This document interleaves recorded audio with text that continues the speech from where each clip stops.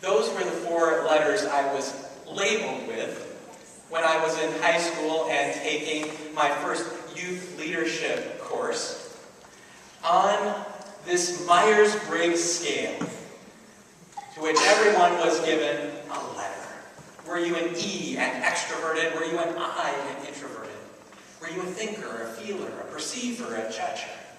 The letters seemed to ramble all around, and everyone felt like they had a place. Well, kind of. And then it was taking hospital chaplaincy, CPE, that we took a whole nother test that we administered, in a sense, to ourselves. This one was called the Enneagram. Now I was labeled as the adventurer, the Epicurean. And I had friends who were protectors and perfectionists and observers. And the list went on and on. But everyone, again, had a title, a place where they fit. Well, kind of. And often as we come to church, we are given labels. Of course, the first and foremost is as we gather around the font and we hear the water poured over us as child of God, which supersedes all other things. But if you go to committee meetings or council meetings, there are those conversations around who is going to be involved in what things. And very easily, the conversation breaks into who are the dreamers, the idea folks, who are the planners, who are the doers who are going to get things done, and who are the people who, well, just like to be. Oftentimes we break it down much more simply into the doers and the beers. Well, kind of. And we get to a text like what we have today, and many of us who are here in this space begin to struggle. For you see, here we have this incredible story about 2 sisters welcoming Jesus into their home. Well, let's rephrase that. One of them welcomed Jesus into the home. Her name? Martha.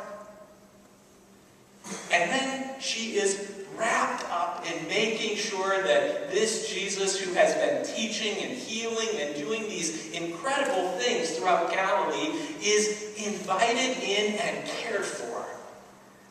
She is Ms. Hospitality, making sure that he does not go without and that everyone feels like they are welcomed and there is a space for them. But then there's this sister, Mary. We might classify her in our vernacular as the beer. She sits down on the floor with Jesus, sitting at his feet, listening to the stories. And I imagine he had some good ones. And absorbing the teachings. What exactly had been happening there in Nazareth and throughout Galilee? She wanted to absorb and take it all in. Well, there in the kitchen, you can see a flushed-faced Martha getting more and more irritated moment by moment. I welcomed him. I cleaned the house.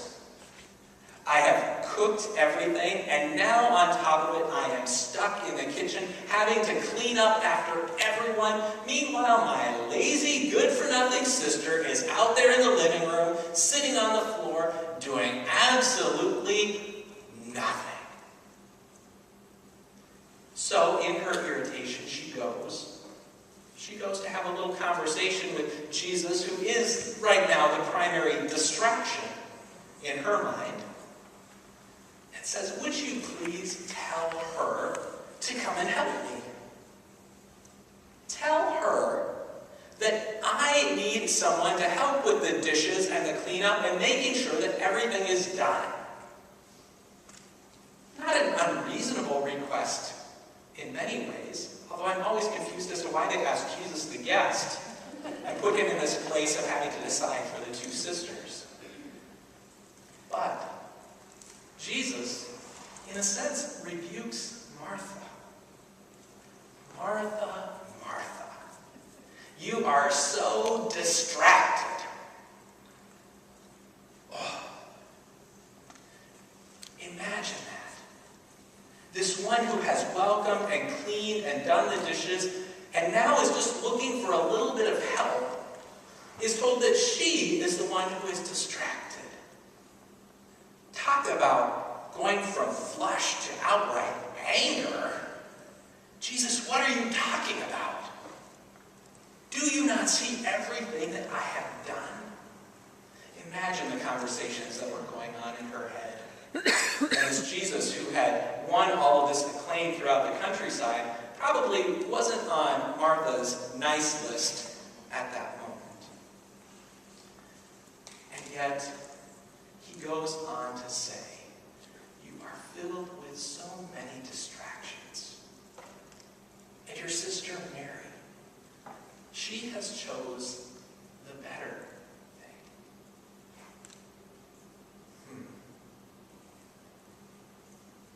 I struggle with this. As a person, as a pastor, I'm good at doing. I like to get things done. To have the little checklist in my office where I run through and either cross them off with a big swipe or a nice check depending on what mood I'm in. I like to know that things have been accomplished at the end of the day. And what happens when Jesus hits the pause button? It says, hold up. What are you doing? And perhaps the more significant question behind that question is, why?